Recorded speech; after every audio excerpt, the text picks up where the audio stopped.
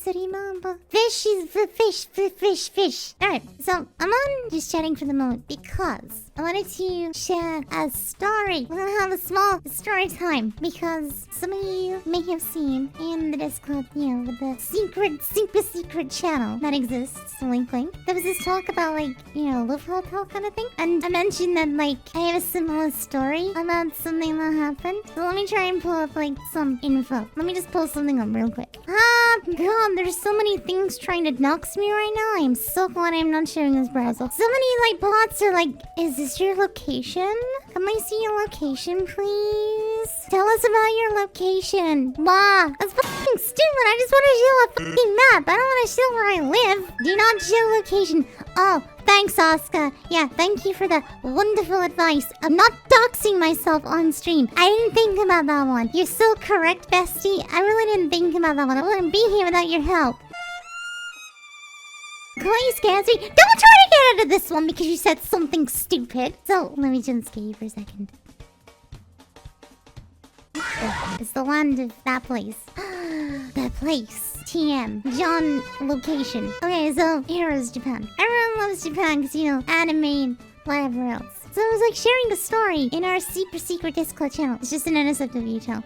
About, I think it was Oscar shared a meme about something to do with Love Hotels. I have a really funny story related to Love Hotels. Small history lesson in 2024. It was in the summer of 2024. I lived in Japan for nearly 2 months. And basically, being the massive fucking leap that I am, I visited Akihabara. I visited that twice. The first time I went with the group that I was with, but the second time I went on my own. When I was going there on my own, I decided to stay for the weekend. I looked up hotels to stay in, right? I was staying in Ipori, around here. There's a bunch of hotels and around this area, right? And I found this hotel that was that. And this hotel was a bit weird because I had to go down an alleyway to even get there in the first place. It was a side entrance at an alleyway. And going up the stairs were horrifically single file. It was super narrow. The passageways were super narrow. And then I got to the reception and I started speaking Japanese to the clerk that was there. And he immediately interrupted me and just spoke fluent English. But you don't know, it's just really unusual because Japanese people are not exactly fluent in English. So it was just really weird that this guy immediately started speaking fluent English to me. I'm okay, sure. I have to put in a bit less effort. That's cool. But yeah, like I said, it was very single file. You felt very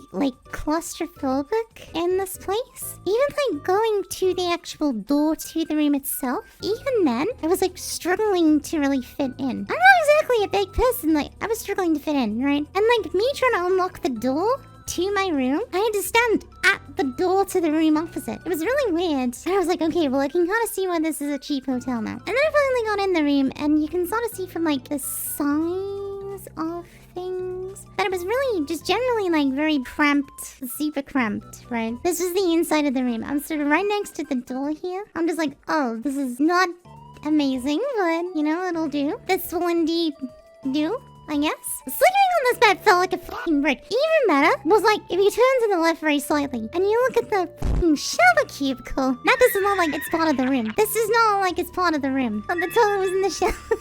It does look like it, doesn't it? But yeah, that's the whole cubicle. But then even better, I looked closer at it. And this was to the side of the shower cubicle. Behind that curtain.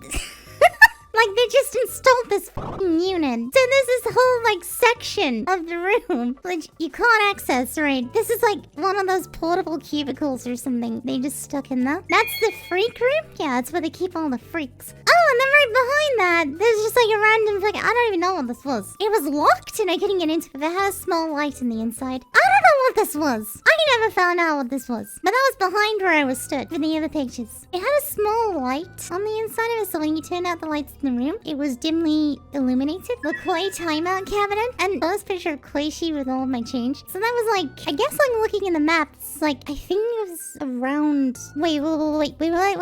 It's around here because I went to this McDonald's around these streets. That's what this hotel was. So in this hotel room, everything was fine on the very first night that I was there. Nothing unusual. Again, the bed was solid as hell. To be honest with you, right? I genuinely kind of preferred sleeping on this bed because the whole fucking time I was staying there, I slept on a futon on tatami. And it's nice, like, the first few times for the novelty. But, like, when your futon is old as fuck, your spine fucking hurts after, like, a week. The bed was fine. To be honest with you, the bed was totally fine because of that. But then the second day I was there, I woke up and I left to do a bunch of stuff around Akihabara. I went to the train station, caught the Yamanote line to go to Akihabara, and then I spent a few hours there, did some shopping for stuff, and I came back. Well, I got back to my room and I was just there for like half an hour or something. And then all of a sudden, in the room next to me, like through the wall that you can see, I just start hearing the most aggressive fucking possible. Like, they were just fucking going for it. I was kind of envious. But anyway, they were just fucking, like, they just started raw fucking. And I'm just like, okay, you know what? You do that. You get laid. You pop the fuck off. You two, go for it. You know what? Proud of you, besties. Crazy cookbook. It was through the wall! I could only hear sounds. So I just put headphones on and just, like, let them just get on with the fucking... Well, literal you know what? This might go on for a while, so I just put some headphones in and was just browsing my phone. Maybe I'm just like, probably going for it. I'm just like, fair enough, you know, you do your thing. So I think it was like 2 or 3 hours later. You see this McDonald's I just mentioned? I was hungry, so I went to the McDonald's. So as I was leaving the room, I was like, oh shit, I hope they're still not like doing things. I hope like I don't interrupt them or something. Because obviously, like I mentioned with the single file corridor, I was like, I hope I don't just walk into the door opposite whilst we're still fucking. I walk out the door, and I noticed that the door of the hotel room opposite is open. But I noticed like, okay, there's no one in the room. Luckily, they weren't still fucking just with the door open. There's no one in the room. So I'm like, oh, thank goodness. But then I noticed that the bed had no sheets on it. The room was mostly empty, to be honest. It had almost nothing in it. And on top of that, there were studio lights in the back of the room, as well as some camera equipment. They filmed porn right next to where I was staying. There is a Japanese porn video out there where I was just free the wall. I was just like, okay. They just filmed porn right next to me. Okay. Time to look for a guy. God damn it. I just came in. Yeah, you came, alright. I'm so sorry. I'm so sorry. I am so sorry. And that's the first impression that you get. Great. There was some escorts. I remember there were like some prostitutes trying to like ask me to go with them and stuff. Like on the way back from the McDonald's, there were also like prostitutes like asking me to go with them. That day was a fucking experience. I had porn film next to me, and then I had 2 separate prostitutes approach me on the street and ask me if I would like to go with them to be hired. Like, I dressed really humble actually. I wasn't dressed like very revealing. I guess I was wearing like torn jeans, but that's about it. So yeah, that's my story of I think I was staying in a Love hotel on accident. I just took the hotel because it was cheap. I didn't think they would film porn in the hotel. I don't have any even like funny stories about like freaky shit happening, to be honest. I guess apart from like there was some like students in the university who were very into me, but I just thought they were being nice. But I look back on it now and I'm like, oh, I get it now. I get it now. I see what the problem is. Oops. You in jail right away.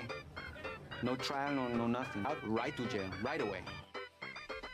Why are you sending me to jail? What'd I do? There were like 2 guys, and there was a girl who I think were kind of crushing on me a little bit. Maybe it was my ability to speak Japanese. Maybe they found that attractive or something. It couldn't have been my face. Absolutely not.